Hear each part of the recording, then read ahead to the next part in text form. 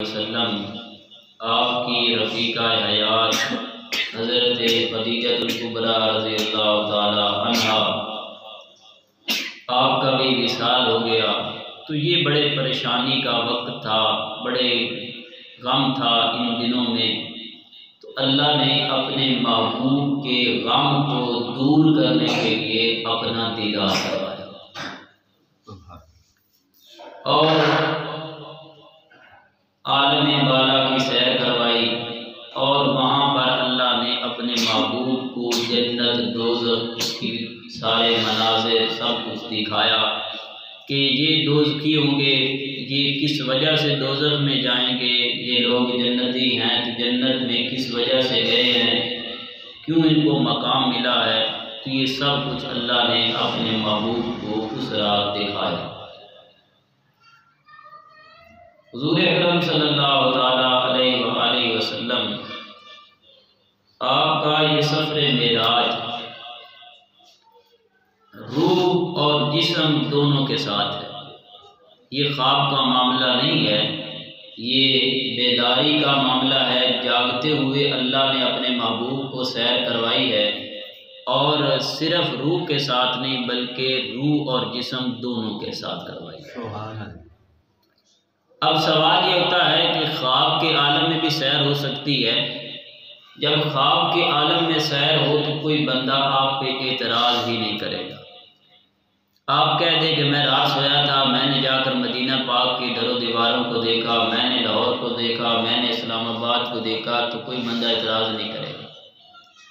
मसला ही तब बनेगा जब आप कहेंगे कि मैं 2 मिनट में जिस्म के साथ रूह के साथ लाहौर गया वापस आ गया। उस वक़्त एतराज़ बनेगा। वो कहेंगे कि ये मुमकिन नहीं है कि आप जिस्म के साथ जाएं, रूह के साथ जाएं और इतने थोड़े वक़्त में वहाँ से होकर वापस आ जाएं। ये ज़हन तस्लीम नहीं करता। तो रसूलुल्लाह सल्लल्लाहु ताला अलैहि वसल्लम ने जब काफिरों के सामने अपना ये मोजज़ा बयान किया, वो कहने लगे ये तो हो ही नहीं सकता। और अगर ख्वाब की बात होती तो वो कभी एतराज़ ही ना करते। इसलिए सरकार ने जब ये कहा कि मैं जिस्म के साथ गया, रूह भी मेरे साथ थी, उस वक़्त उन्होंने कहा कि ये मुमकिन ही नहीं है कि रात के कुछ हिस्से में आप मस्जिद हराम से अक्सा तक चले जाएं, फिर पहला आसमान, दूसरा आसमान, 7वां आसमान क्रॉस कर जाएं, सिदरतुल मुंतहा पहुँच जाएं, फिर अल्लाह से मुलाकात करके फिर वापस भी आ जाएं। अभी रात थोड़ा वक़्त गुजरा हो, ये ज़हन नहीं तस्लीम करता। तो पता चला कि ये बात जो है, ये अल्लाह ने जो मेराज करवाई है ये जिस्म और रूह दोनों के साथ करवाई है। अल्लाह ताला ने अपने महबूब अलैहिस्सलातु वस्सलाम को ये मेराज करवाई तो इस मेराज का जो ज़िक्र इरशाद किया वो सुबहान से शुरू किया। किससे? सुबहान से। सुबहान का मतलब होता है पाक, मुनज़्ज़ा, मुबर्रा, ऐबों से पाक ज़ात। अल्लाह ने अपना नाम पहले इसलिए ज़िक्र किया कि महबूब अगर तू ये शाने कमालात बयान करेगा, तू कहेगा कि मैं रातों रात यहाँ से मस्जिद हराम से मस्जिद अक्सा में गया, फिर 7वां आसमान क्रॉस कर गया, लोग एतराज़ कर सकते हैं कि शायद ये तो मुमकिन ही नहीं है, ये तो हो ही नहीं सकता। अल्लाह ने पहले अपना नाम जिक्र किया। महबूब आपको जब भी कोई सवाल करेगा कि आप कैसे गए, आप कहना मेरा रब मुझे लेकर गया। तो अल्लाह से तो कोई चीज़ बैद नहीं है, अल्लाह की कुदरत में हर चीज़ है। अल्लाह जो चाहे जिस वक़्त चाहे कर सकता है। तो इसलिए पहले किसका जिक्र किया? अपनी ज़ात का जिक्र किया कि अल्लाह अपने महबूब को लेकर गया और उसने ही उस ज़ात ने ही सैर करवाई। आगे लफ्ज़ इस्तेमाल किया असरा। असरा कहते हैं सैर को। अगर आप किसी अपने बच्चे को कहें कि मैं तुझे सैर करवा के आता हूँ, तो सैर का मतलब ये होता है कि वो उसे आराम आराम से सारी चीज़ें दिखाए कि ये बेटा ये चीज़ है, इसे पहचान लो, ये फलां चीज़ है, ये सैर होती है, इसे सैर कहते। अल्लाह ने अपने महबूब को सैर करवाई है, सरसरी चीज़ें नहीं दिखाई, सैर करवाई है। इसलिए हुजूर जन्नत को भी देख रहे हैं और जहन्नम को भी देख रहे हैं। जो कुछ वहाँ हो रहा था उसको भी हुजूर देख रहे थे। आगे फरमाया असरा बि अब्दी, अपने बंदे को सैर करवाई।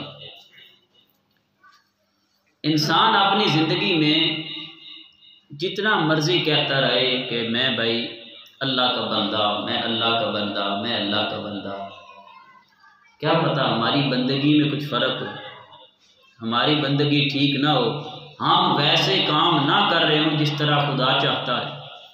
हमारा दिल जो है अंदर से कुछ हो, बाहर से हम कुछ हो सकता है, लेकिन मज़ा इस बात में है कि अल्लाह खुद कह दे ऐ मेरे बंदे,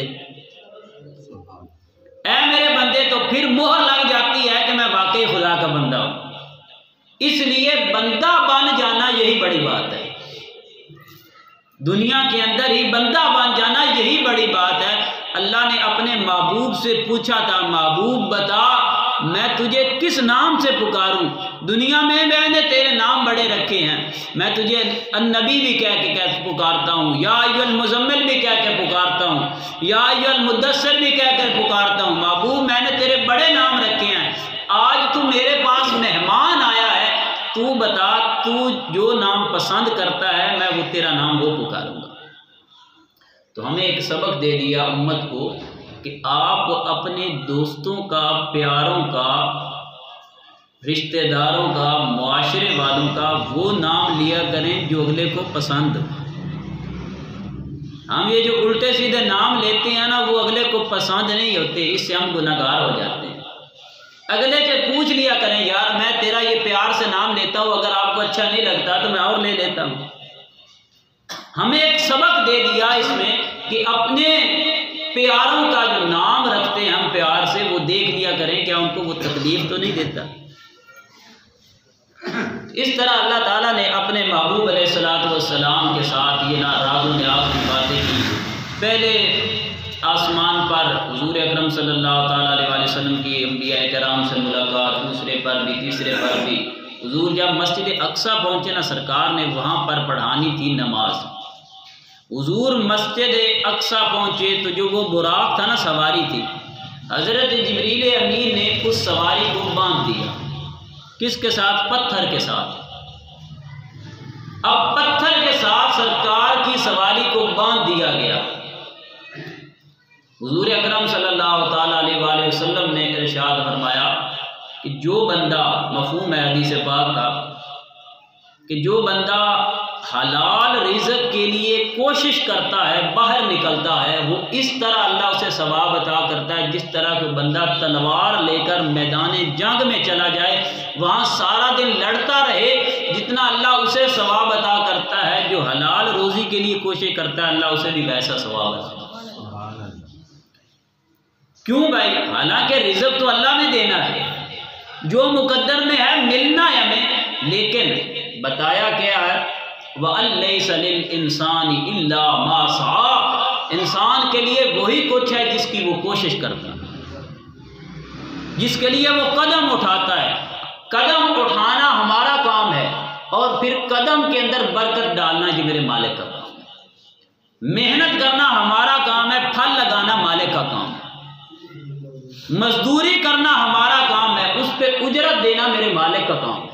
हमें यह सबक दे दिया कि पहले अपनी एहतियात करो, पहले अपनी एहतियात करो, अपनी तरफ से कोशिश करो। कोशिश के बाद ये ना समझ लेना कि मैंने कोशिश की है तो मुझे ज़रूर इसका बदला मिलेगा। कहा ये नहीं, बदला देना ये खुदा का काम है, दे या ना दे तुम्हारा काम है मेहनत करना, तुम्हारा काम मेहनत करना है। इसलिए हज़रत जिब्रील अमीन ने वहाँ पर ऊँट को जो रकाब थी, उसकी नकेल थी, उसको पत्थर के साथ बांध दिया। हालांकि वो जो बुराक था वो भागता तो नहीं था, उसने भागना नहीं था। हमें बताया कि एहतियात तुम करो, फिर अल्लाह पर भरोसा करो। एहतियात हमारे ज़िम्मे है, फिर अल्लाह पर भरोसा करना चाहिए। इसलिए रसूलुल्लाह सल्लल्लाहु ताला अलैहि वसल्लम के सफ़र मेराज में बड़े सबक मौजूद हैं जो हमें हासिल करने चाहिए। और एक सबक ये भी मिला कि इंसान की बोली एक होनी चाहिए, इंसान की बोली एक होनी चाहिए। वो कैसे भाई? बंदा मसीते थे और होवे थे बाहर और होवे, ये नहीं होना चाहिए। एक बोली बोल, हुजूर ने वहां पर भी एक बोली बोली, मेरा मालिक सब कुछ तेरे लिए। यहाँ भी दुनिया में क्या कहा, मालिक सब कुछ तेरे लिए। हज़रत शेख अब्दुल कादिर जिलानी महबूब सुबानी फरमाते हैं कि लोगों ये तो बताओ कि तुम जब भी नमाज पढ़ते हो, नमाज पढ़ने के वक़्त तुम्हारी ये ख्वाहिश होती है आज मैं नमाज पे पढ़दा तो नमाज बाद कर सा दुआ, या अल्लाह गड्डी दे दे। दूसरी बारी 2 रकतां पढ़ियाँ तो ये ज़हन ये रख के पढ़ियाँ कि अल्लाह को 4 पैसे ज़्यादा आ जाए। तीसरी बारी ज़हन च आया तो तीसरी बारी भी तो सजदा कीता तो ये नीयत है या अल्लाह औलाद कोई नहीं तो औलाद दे दे। यानी कि हमारी जो इबादत होती है उसके पसे पुश्त एक चीज़ लटकी हुई होती है, वो क्या कि नमाज तो अल्लाह की पढ़ रहा हूँ लेकिन ज़हन जो होता है नमाज बाद मंगसा दुआ या अल्लाह दे छड़। होता यही है ना, मस्जिद में आए हैं, घर हैं, जहाँ भी हैं, एक ज़हन बन गया हमारा कि नमाज पढ़नी है, लेकिन नमाज इसलिए पढ़नी है कि नमाज के बाद दुआ करेंगे या अल्लाह ये अता कर। आपने कहा ठीक है ये मालिक से मांगना चाहिए, लेकिन शेख अब्दुल कादिर जिलानी कहते हैं यार कभी तू कार मांगता है, कभी तू पैसे मांगता है, कभी तू औलाद मांगता है, कभी ये तो देख जो रखते हैं सब के लिए, कभी कार के लिए 2 रखते हैं, कभी औलाद के लिए 2 रखते हैं, कभी पैसे के लिए 2 रखते हैं, कभी उसके लिए भी 2 रखते पढ़ जो सब कुछ अता करता है। कभी उसके लिए भी तो ऐसा काम कर देना कि ये क्या मेरा मालिक, इसके पीछे मेरा कोई लालच नहीं है, ये सारा कुछ तेरे रजा के लिए है, ये तुझे राजी करने के लिए है। तो हुजूर की मेराज में ये सबक है कि हुजूर ने अपनी बोली तब्दील नहीं की। सरकार ने वहां पर भी कहा था कि अत्तहियातु लिल्लाहि वस्सलावात, मेरा मालिक सब कुछ तेरा है। यहाँ भी कहा था कि मेरी नमाज मेरी कुर्बानी सब कुछ मालिक तेरा है। ये मेराज का सबक है। फिर उसके बाद रसूलुल्लाह सल्लल्लाहु ताला अलैहि वसल्लम आपको अंबिया कराम का दीदार आपने किया आसमानों पर। हज़रत मूसा अलैहिस्सलाम की कब्र के पास से गुजरे। मूसा अलैहिस्सलाम कब्र में नमाज पढ़ रहे थे और क्योंकि लफ्ज़ जो हदीस के अंदर है ना वो सलात के हैं, तो सलात का लफ्ज़ अरबी में नमाज के लिए भी इस्तेमाल होता है, दुरूद के लिए भी इस्तेमाल होता है। सलात का लफ्ज़ नमाज के लिए भी है और दुरूद के लिए भी है। इसलिए बाज़ उलमा ने कहा कि वो नमाज पढ़ रहे थे, बाज़ ने कहा कि वो सलात यानी दुरूद पढ़ रहे थे। तो पता चला अल्लाह के नबी कब्रों में जिंदा होते हैं। तभी तो थे ना कुछ पढ़ रहे थे, चाहे वो दुरूद था चाहे नमाज थी, अल्लाह के नबी कब्रों में जिंदा होते। और ये बड़ी लुत्फ की बात है कि हज़रत जिब्रील अमीन भी तो साथ थे ना, हज़रत जिब्रील अमीन भी तो साथ थे, लेकिन सरकार को कब्र में हज़रत मूसा नमाज पढ़ते नजर आए हैं, जिब्रील अमीन को नजर नहीं आए। तो जो जिब्रील अमीन है अल्लाह ने उसको 600 पर अता किए हैं। इस फरिश्ते को अल्लाह ने कितने पर अता किए हैं? 600। एक रिवायत में है कि 6000 पर इसको अल्लाह ताला ने अता किए। इतने पर अता किए, और एक पर भी अगर वो जमीन पे मार दे तो हर चीज उल्टा सकता है, इतने ताकतवर है। लेकिन आपने ये रिवायत में बड़ा सुना है कि जब जिब्रील अमीन सरकार को जगाने आए थे तो क्या किया था, अपने होंठों के साथ सरकार के कदमों को बोसा दिया था। तो वो 6000 पर कितने गए थे? वो भी तो साथ थे ना। पता चला कि जो बंदा जितना भी बड़ा हो, जितना भी इज्जत वाला हो, जितने भी मकाम वाला हो, उसे देखना चाहिए जो मुझे जो इज्जत मिली है ये कमली वाले के कदमों के सदके मिली। जिब्रील अमीन के जो पर हैं उनके अंदर जो ताकतें हैं जो अल्लाह ने उसे अता की हैं वो भी महबूब के कदमों का सदका था। तो जिंदे पैरों के सदके बंदे को कोई शा लभी होवे ना तो फिर उनकी गल ठुकरानी नहीं चाहिए, फिर उसकी बातों के सामने अकड़ नहीं जाना चाहिए, फिर वहां पर आके अपने आप को ये कहना चाहिए मालका जो कुछ है तुम्हारा ही, ये सब कुछ आपका है। इसलिए जब सरकार का फरमान आ जाए, अल्लाह का कुरान आ जाए, फिर अपनी अकल न दौड़ाया करे, ये कहा करें हम उसके उनके गुलाम हैं, जो उन्होंने कहा हम वो मानेंगे। अब रसूलुल्लाह सल्लल्लाहु ताला अलैहि वसल्लम आपने मूसा अलैहिस्सलाम को कब्र में देखा कि वो दुरूद पढ़ रहे थे या नमाज पढ़ रहे थे। सरकार पहुँचे और हुजूर अकरम सल्लल्लाहु ताला अलैहि वसल्लम को अल्लाह ने जन्नत और दोज़ख का मुशाहदा करवाया। कुछ लोगों का हुजूर अकरम सल्लल्लाहु ताला अलैहि वसल्लम ने एक जगह से एक खुशबू सूंघी। एक कब्र थी, कब्रें थी ऐसे। सरकार फरमाते हैं कि मैंने वहाँ से कब्रों के अंदर से ना बड़ी खूबसूरत खुशबू, कस्तूरी की खुशबू आ रही थी। तो हुजूर ने पूछा जिब्रील ये किन लोगों की कब्रें हैं कि अल्लाह ने इनकी कब्र से इतनी खुशबू पैदा कर दी है कि मैं यहाँ से गुजर रहा हूँ, मुझे खुशबू आ रही है। हमारे उस्ताद एक वाले साहब मेरे गालिबन बताते थे मुझे कि इधर पाकिस्तान के अंदर एक बंदे की कब्र है जो नऊज़ बिल्लाह हुजूर के बारे में बड़ी बुरी बातें करता था अपनी तकरीर के अंदर के। नऊज़ बिल्लाह नबी को अपने कमर के पीछे का नहीं पता, नऊज़ बिल्लाह नबी कुछ नहीं कर सकता, नबी के मर गया, मिट्टी हो गया, सुआ हो गया, ऐसे अल्फाज बोलता था। जब वो फौत हुआ ना,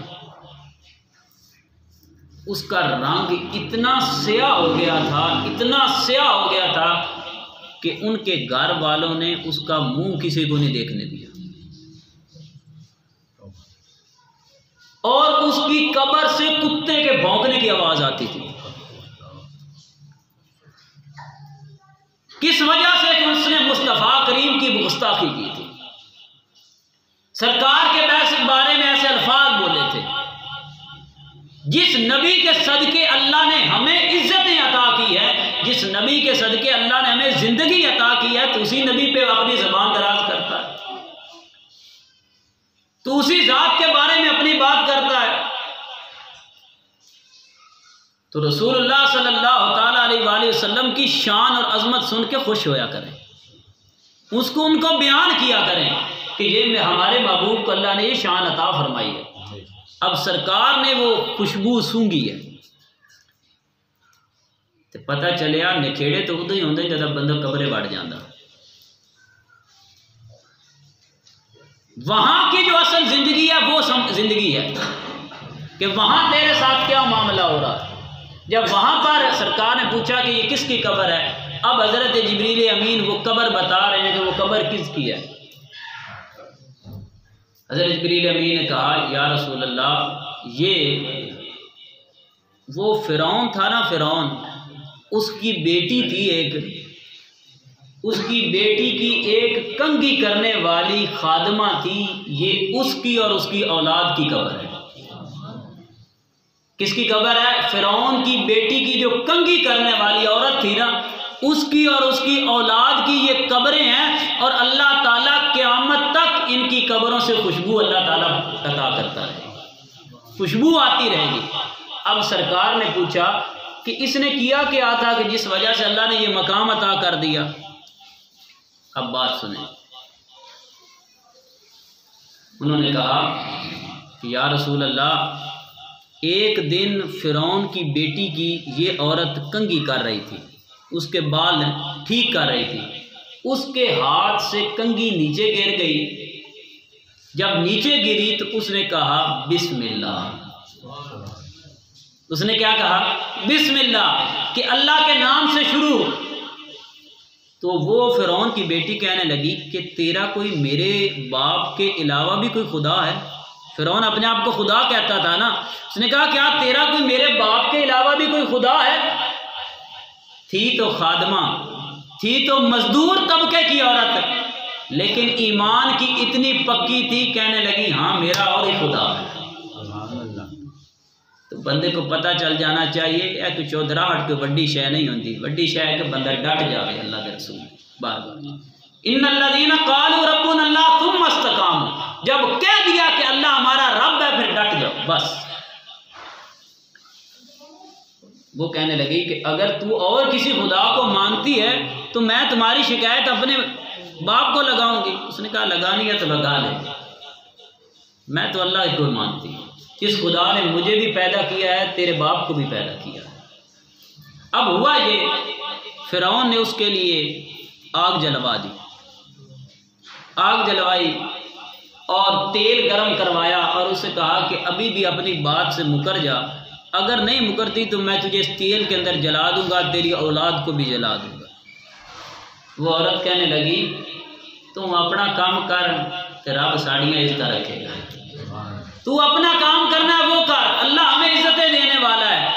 लेकिन उसने एक वसीयत की, उसने कहा इस तरह करना, जब हम जल जाए ना, कोयला बन जाए, कोयला बनने के बाद हमारी हड्डियाँ इकट्ठी कर लेना, इकट्ठियाँ करके तो बाहर न सटी, इन दफना देगा।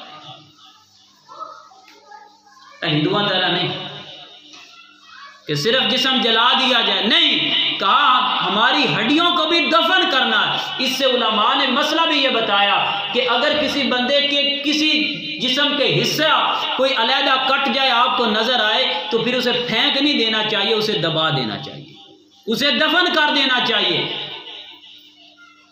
उसने कहा ठीक है, चलो ये तेरी ख्वाहिश है, हम पूरी कर देंगे।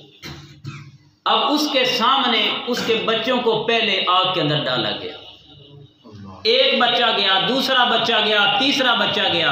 अब एक बच्चा जो छोटा था ना, सबसे छोटा, जब वो उसकी झोली में था ना, तो माँ का थोड़ा सा दिल घबराया, थोड़ा सा, पहलों के नहीं, छोटा था, उसके लिए माँ का दिल घबराया। थोड़ा सा जहन में ख्याल आया कि ये बच्चा भी आग में जाएगा। अल्लाह ने बच्चे को बोलने की ताकत अता फरमा दी। वो बच्चा बोल पड़ा, वो कहने लगा अम्मा तुझे पता नहीं है, ये तो दुनिया कुछ भी नहीं है, अल्लाह में जन्नत अता करेगा, तू हिचकिचा ना, तू परेशान ना हो। तो उसके बाद जब उसे जलाया गया, उसकी औलाद भी जलाई गई। सारा जलाने के बाद उसकी हड्डियां इकट्ठी करके फिरौन ने दबा दी। तो हज़रत जिब्रील अर्ज़ करने लगे या रसूलल्लाह, ये उनकी कब्रें। तो इसलिए जो बंदा अल्लाह और उसके रसूलों के हुक्मों पर चलता है ना, अल्लाह कब्र से भी खुशबुएं अल्लाह ताला पैदा कर देता है, उसी कब्र से भी खुशबुएं आती हैं। इसलिए अपनी ज़िंदगी इस तरह गुजार के जाएं कि मरने के बाद आपकी कब्र पे लोग जाएं तो उनको सुकून मिले, उनको राहत मिले। औलिया किराम की कब्रों पर आपका हर बंदे का अपना मिजाज है। मैंने बड़े दरबारों पे जाके दुआ मांगी है, जाता हूँ सलाम करता हूँ, लेकिन जितना लुत्फ मिंबर रसूल पे बैठा हूँ, सच कह रहा हूँ, पीर करम शाह के दरबार पे आया किसी जगह पे नहीं आया। ये मैं चापलूसी नहीं कर रहा, मिंबर पे मैं बैठा हूँ, मैंने अपने मालिक को भी जवाब देना है इसका। हर बंदे की अपनी कैफियत है। कोई कहता है कि मैं अपनी माँ की कब्र पे गया तो मुझे ज़्यादा सुकून आया, कोई कहता है मैं अपने पीर के, मैं हालांकि इनका मुरीद भी नहीं हूँ, लेकिन जितना लुत्फ सुल्तान बाहू के मेरे वाले साहब मुरीद हैं, लेकिन वहां पर गया, लेकिन वहां मुझे वो लुत्फ नहीं आया जो यहां पर आया। तो अल्लाह ताला अपने नेक बंदों की कब्रों पर आने वालों को भी सुकून अता करता है। इसलिए सरकार मेराज की रात कह रहे हैं कि यार इनकी कब्र से तो खुशबू आ रही है। इसलिए रसूलुल्लाह सल्लल्लाहु ताला अलैहि वसल्लम ने इन चीज़ों का मुशाहदा किया और इन चीज़ों को देखा और सारे मामलात बताए।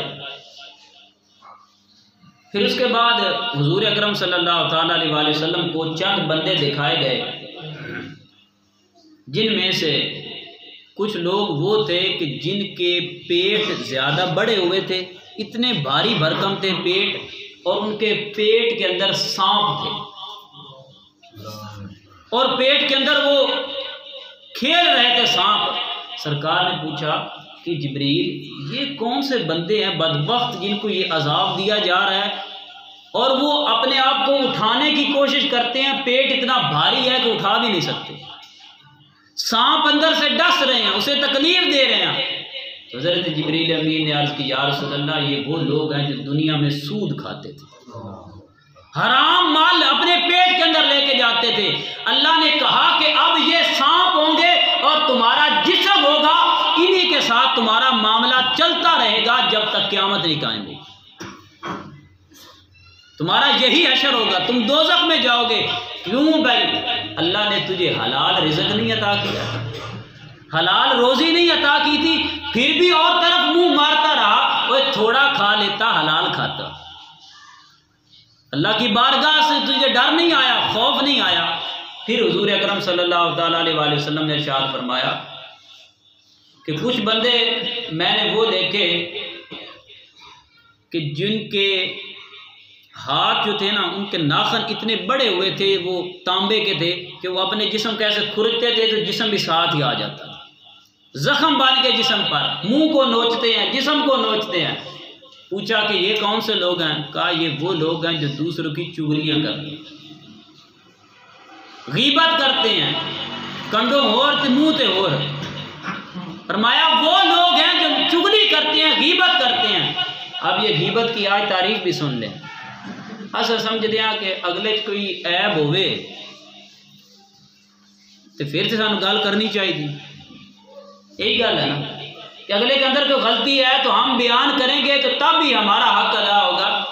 भाई वो ठीक है, एक है गलती ऐसी, आप उसे इस्लाह के तौर पर, उसे ठीक करने के लिए उसे कहते हैं कि यार तेरी ये गलती है, ये ठीक कर, तो ये तो है सवाब। और अगर इस नीयत से कि किसी की गलती है आप उसके मुंह पे कहते हैं और इस नीयत से कहते हैं कि इन तकलीफ हो सी, ये सड़ सी, तो ये गुनाह, ये गीबत है। और अगर वो बात उसके अंदर मौजूद नहीं है जो आप कर रहे हैं कि तू ऐसा है, फलां ऐसा है, अगर उसके अंदर वो ऐब नहीं है तो ये बोहतान होगा। बोहतान जो लगाते हैं उन पर खुदा की लानत होती है। असी सुबह तो लैके शाम ताईं भावें मस्जिद होवीए तो भावें बाहर होवीए, साड़ी जबान तो कोई बचदा ही कोई नहीं। ना साडा रिश्तेदार ते ना साडा इमाम ते ना साडा बिरात, ना कोई भी नहीं बचता इल्ला माशाअल्लाह। जबान पे जब भी आता है ना दूसरे की बदखोई आती है, अपनी तारीफ आती है, इसके अलावा हमारा काम ही कोई नहीं। हज़रत अबू बकर सिद्दीक रज़ी अल्लाह तआला अन्हु को बड़ा मशहूर कौल है, फरमाते थे इज़ा तम्मल अक्लु कल्लल कलाम। फरमाया जदों बंदे दी अकल वाह ठीक होवे ना, बंदा वाकई कामयाब हो गया होवे ते वो गल्लां घट ही करता हुंदा। इज़ा तम्मल अक्लु कल्लल कलाम, फरमाया जब अकल पूरी हो जाती है ना फिर उसकी गुफ्तगू कम हो जाती है। उसे पता है मैं जो ज़बान से निकालूंगा मुझसे पूछा जाएगा, मैंने इसका जवाब देना है। फिर हुजूर अकरम सल्लल्लाहु ताला अलैहि वसल्लम ने इरशाद फरमाया कि कुछ वो बंदे थे कि जिनके सर को पत्थर मारे जा रहे थे और उनका सर जो है कुचला जा रहा था, ख़त्म किया जा रहा था। मैंने पूछा जिब्रील ये कौन से बंदे हैं? उन्होंने कहा कि ये वो बंदे हैं जो बेनमाज थे। क्यों भाई, इनके सर को क्यों मारा जा रहा है? इस वजह से कि अल्लाह ने इन्हें दिमाग अता किया था, नमाज का वक़्त आया इन्होंने खुदा की तरफ रुजू नहीं किया। अब इनका वही दिमाग ख़त्म किया जाएगा, उसी को मारा जाएगा। क्या खुदा ने तुझे अकल नहीं दी थी? खुदा का बुलावा नहीं आया था? फिर उसके बाद हुजूर अकरम सल्लल्लाहु ताला अलैहि वसल्लम, ये तो थे ना कि जो बंदे बुरे हैं ये उनका है एक तरीका, एक रास्ता। अब जो अच्छे काम करते हैं उनको अल्लाह अजर कितना अता करता है वो भी आप सुनिए। ये तो थे ना वो बुरे लोग जिन्होंने गलतियां की। अब हुजूर अकरम सल्लल्लाहु ताला अलैहि वसल्लम ने इरशाद फरमाया मैंने जो अच्छी चीज़ें देखी थी ना उनमें से एक ये थी कि जन्नत के अंदर मैंने हज़रत बिलाल के कदमों की आवाज़ सुनी थी। हज़रत बिलाल हबशी के कदमों की आवाज़ सुनी थी।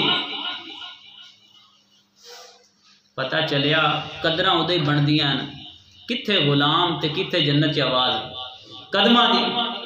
कहाँ बिक रहे थे, कहाँ कोयलों पे जिस्म जल रहा था। तो पता चला दुनिया में कामयाबी नहीं चाहिए, कामयाबी चाहिए तो आखिरत की चाहिए, इज्जत उसी में है। तो हुजूर अकरम सल्लल्लाहु ताला अलैहि वसल्लम ने हमें ये बताया कि जो अच्छा काम करता है फिर अल्लाह ताला जन्नत में भी उसका नारा बुलंद कर दे।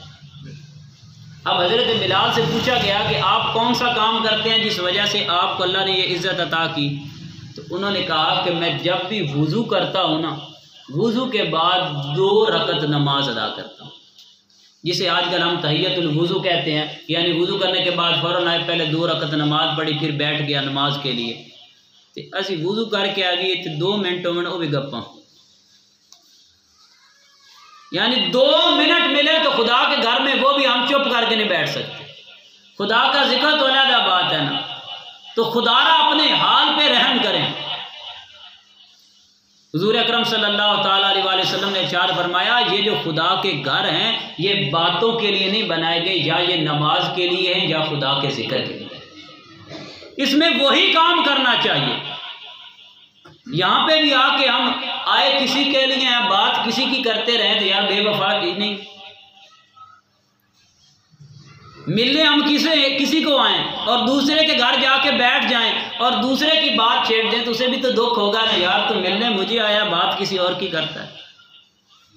तो रब के घर में आके भी तो रब की तो बात करें ना यार, अल्लाह की आवाज़ को तो बुलंद करें। फिर हुजूर अकरम सल्लल्लाहु ताला अलैहि वसल्लम ने इरशाद फरमाया कि जब मैं वहाँ पर पहुँचा ना बैतुल मामूर के पास, बैतुल मामूर ये फरिश्तों का किबला है, वहाँ पर हज़रत इब्राहीम अलैहिस्सलाम नमाज बैठे थे टेक लगा कर ऐसे उस दीवार के साथ। जब मैं गया ना तो हज़रत इब्राहीम अलैहिस्सलाम ने मुझे सलाम कहा और कहा, ऐ मेरे बेटे, साले बेटे, मेरे पाकीज़ा बेटे, खुश आमदीद, मरहबा। और जब बातचीत हो गई तो मुझे कहने लगे कि मेरी तरफ से अपनी उम्मत को सलाम भी कहना, मेरी तरफ से अपनी उम्मत को सलाम भी कहना।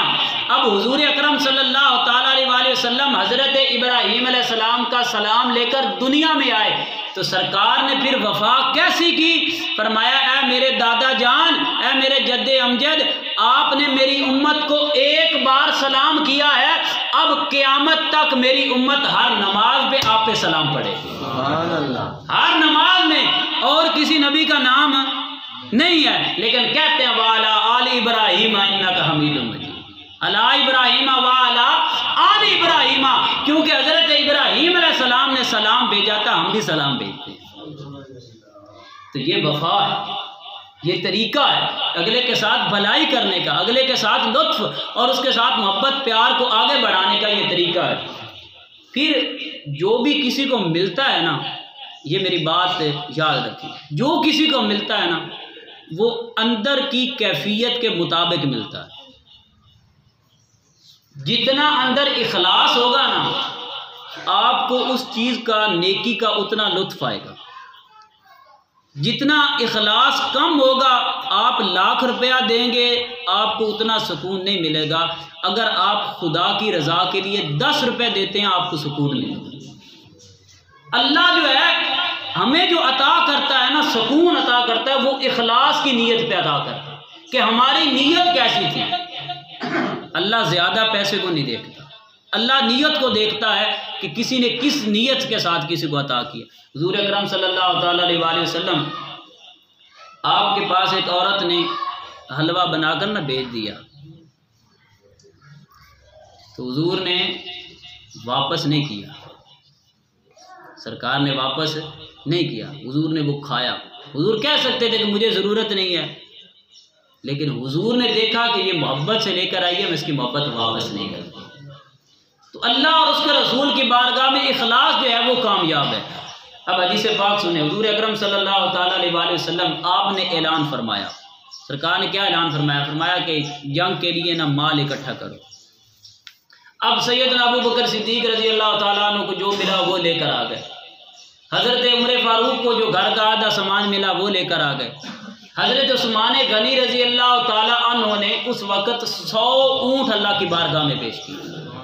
100 ऊँट, और सिर्फ ऊँट नहीं, 100 ऊँट का जो साजो सामान था वो भी दिया, कि जो बंदे के अखराजात होते हैं वो भी साथ दिए, तीर भी दिए, बाकी भाले भी दिए, जो कुछ उनके पास था सब कुछ दिया। अब देखें 100 ऊँट एक तरफ है, अब एक हुजूर का गुलाम था, उसके पास कुछ भी नहीं था देने के लिए, अल्लाह के रास्ते में देने के लिए कुछ भी नहीं था। उसे शर्मिंदगी हुई कि अल्लाह के रसूल ने कहा है कुछ तो दे छड़िए यार, कुछ तो जाना चाहिए मेरी तरफ से।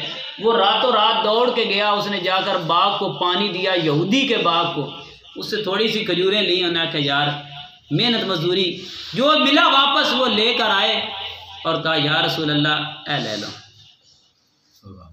अब एक तरफ कितने हैं, 100 ऊँट हैं हज़रत उस्मान गनी के, और एक तरफ ये 1 किलो 2 किलो खजूरें हैं। सरकार ने फरमाया मेरे इस गुलाम की खजूरें ले लो लेकर एक एक दो दो दाने जितना ढेर पड़ा है ना सामान का, उसके ऊपर रख दो, अल्लाह इनकी बरकत से सबका कबूल कर दे। तो अल्लाह की बारगाह में जो इखलास से देता है वही असल चीज़ है, वही कामयाब होता है। हमारी नमाज, हमारा रोज़ा, हमारी कुर्बानी, हमारा अल्लाह की बारगाह में देना, वही हमें उतना सुकून देगा जिस नीयत के साथ हम दें। अब नमाज पढ़ें, रोज़ा रखें, सदका खैरात करें, तो नीयत ठीक होनी चाहिए, नीयत का किबला दुरुस्त होना चाहिए। इसलिए हुज़ूर अकरम सल्लल्लाहु ताला अलैहि वसल्लम ने हमें मेराज के सफ़र में ये सबक दे दिया कि पहला काम क्या है कि तंगी जब आए, परेशानी आए तो परेशान ना होना। अल्लाह उसके बाद अपना दीदार भी करवाता है, अल्लाह उसके बाद खुशहाली अता करता है।